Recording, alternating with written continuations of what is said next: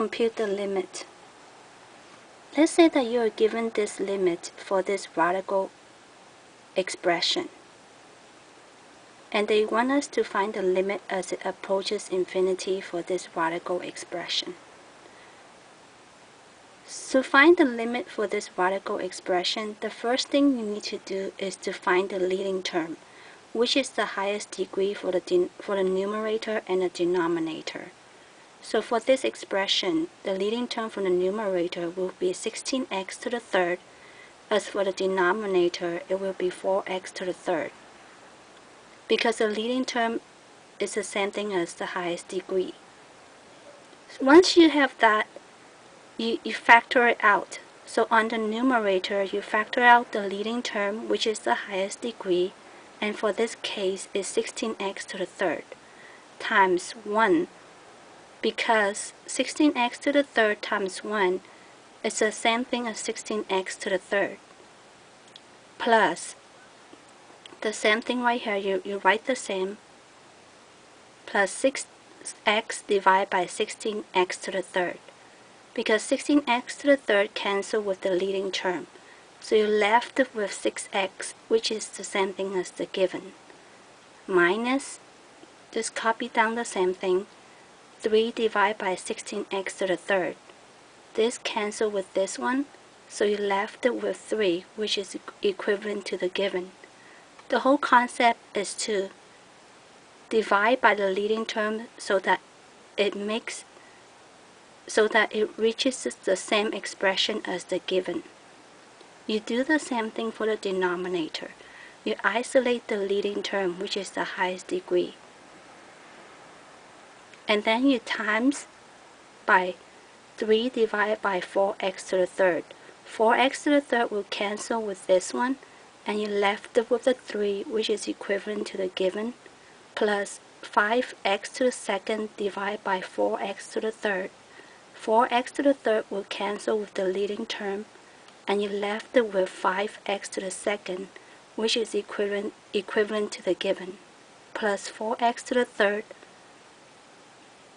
So for this one right here, you will plus 1 times 4x to the third will be the same thing as the given of 4x to the third. Once you have all this, the whole concept right here is that you divide each of this expression by the leading term to make it the same expression as the given. Once you do that, it'll be much easier to isolate the leading term out.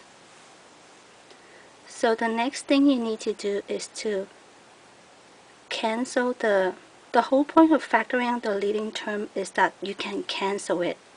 So right here, you can cancel it by taking the radical of the numerator's leading term and the denominator's leading term by dividing it.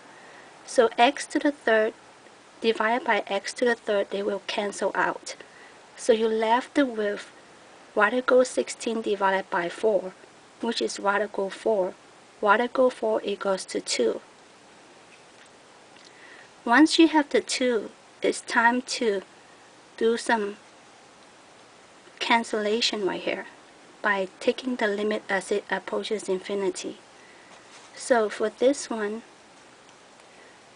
so the 2 right here is from the cancellations of the leading term, but you are still left with this radical expression right here. So as you take the limit as it approaches infinity for radical 1, it will be radical 1, because anytime you take a limit as it approaches infinity for any constant number, it will be that particular number. As for this one, 6x divided by 16x to the third, and you take the limit as it approaches infinity for it, it will reach 0. It's the same thing for this one. Because if you take 3 divided by a very large number, like almost to infinity, it will reach 0. As the same right here, it will reach 0 and it will reach 0. But this one will be 1, because anytime you take a limit as it approaches infinity for any constant number, it will be that particular number. it will be radical 1 for this case.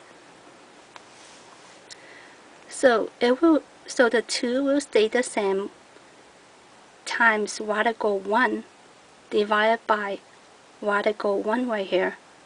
And radical 1 on the numerator, will cancel with the radical 1 on the denominator. So anytime you take a limit as it approaches infinity for a constant number, it will be that particular number. And in this case, it will be 2.